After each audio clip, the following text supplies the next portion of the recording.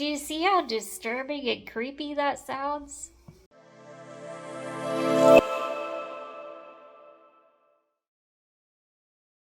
Hey everybody, I'm Amber, a disabled gal, here to reveal or remind you that you're complete in Jesus Christ alone. Why am I always so grumpy in my videos? Hey, Mr. Grumpy Gills. I'm going to answer that question, but first I need to tell you the mission of this channel. So my primary mission is helping people find their identity in Christ. If your identity, meaning where you get your purpose and where you get your value from, is in anything but Christ, you're going to have a whole host of issues. Everything about your life is going to be in misalignment. More importantly, where you spend eternity will be not good. Jesus Christ is the only one who can save us from the penalty of our sin. That is why it is so important to find your identity in Jesus. Now, part of finding your identity in Christ is showing compassion to those in need.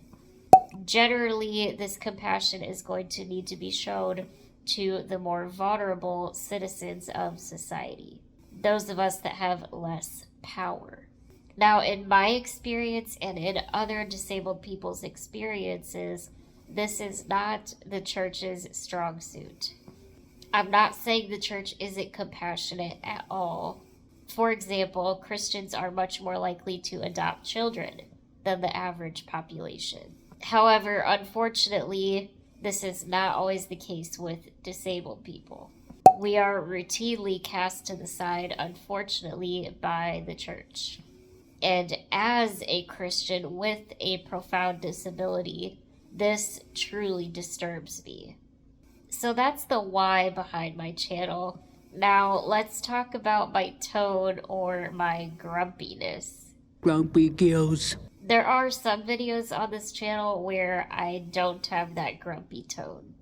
For example, there's a video where we're explaining why my husband Devin is not going to be making as many appearances on this channel. I'm actually sitting on his lap on the couch in that video, and we're playing with our dog, and it's just a silly video. That video I feel like more closely resembles my personality off camera. Now, here on this channel, think about the topics I'm discussing. It's difficult or maybe even impossible to have a bubbly tone when talking about those things. I also talk about just problems in society with disability. And again, often the church is very passive in trying to remedy these problems. Even if I tried really hard to have a bubbly tone, it wouldn't come across as genuine. Here's a demonstration. Hey guys, so today we're going to talk about disabled marriage inequality. Did you know that right here in America, disabled people have to choose between getting married and keeping the services that they need in order to not die? In many cases, disabled people quite literally have to choose between staying single or death. Another example is accessible vehicles. Did you know that nobody actually manufactures accessible vehicles? That's right, if a disabled person wants to actually get into their vehicle, they have to pay thousands and thousands of dollars just to convert the vehicle to make it accessible. How wonderful. Imagine if everybody not only had to buy their vehicle, but then had to pay $20,000 just to be able to get into the vehicle. Another example is air travel. Oh boy, this one's really a fun one. Air travel can be very dangerous for passengers with disabilities. Not only do we have to worry about our $30,000 wheelchair getting damaged, but also we have to worry about ourselves getting damaged. There's not strict regulations for training for the people that help us board the plane, so it's not uncommon for injuries to happen. Gee, too bad there isn't a law that says we can't just drive our wheelchairs right onto the plane. Wouldn't that solve a lot of things?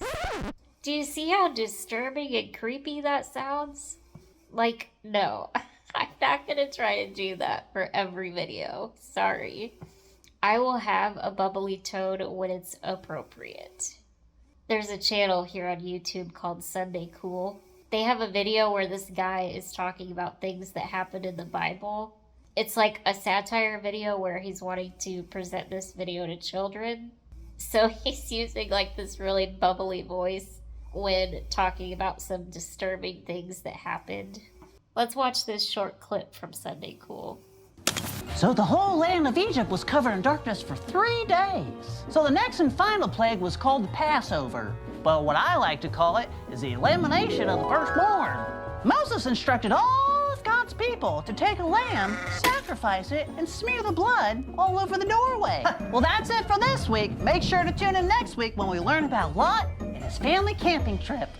See you later! Family camping trip. If you're looking for me to have a strictly bubbly personality, go to my makeup channel. I have a second channel. I don't put as much time and energy into it as this channel, but on that one, I always have a bubbly tone. Because I'm talking about makeup, like it's such a lighthearted thing to talk about. The channel is called Roll with Amber, and I'll link it below if you're interested. Getting back to my tone on this channel though, I think there's this expectation in society that disabled people will always be cheerful and bubbly and smiley no matter what. Like, we can never have negative emotions, even when very degrading, disrespectful things are said or done to us. We just have to power through and put on a fake smile.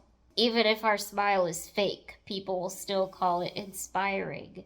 Our smile is only inspiring until we actually talk about real problems.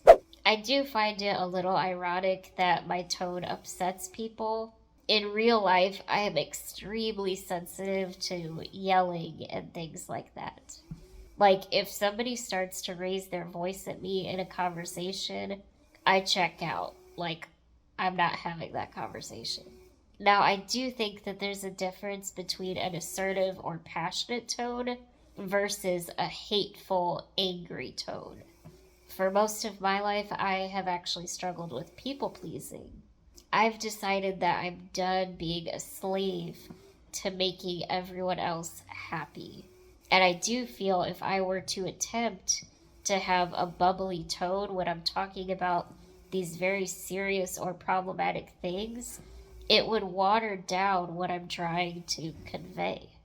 I will continue to strive for a balance between speaking the truth in love and being assertive, but I'm not going to switch to a disingenuous, bubbly, happy-go-lucky tone because some people prefer that.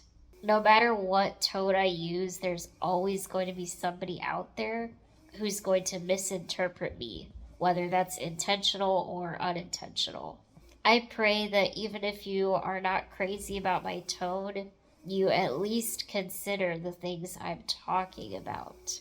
And maybe let my tone help you realize how serious these things are and how much these things actually affect me and people like me. To wrap this video up, I just wonder, what was Jesus' tone like? Like when he was saying, "Woe to you, Pharisees." I highly doubt he just had this really bubbly, silly tone. He probably did have a serious and assertive tone.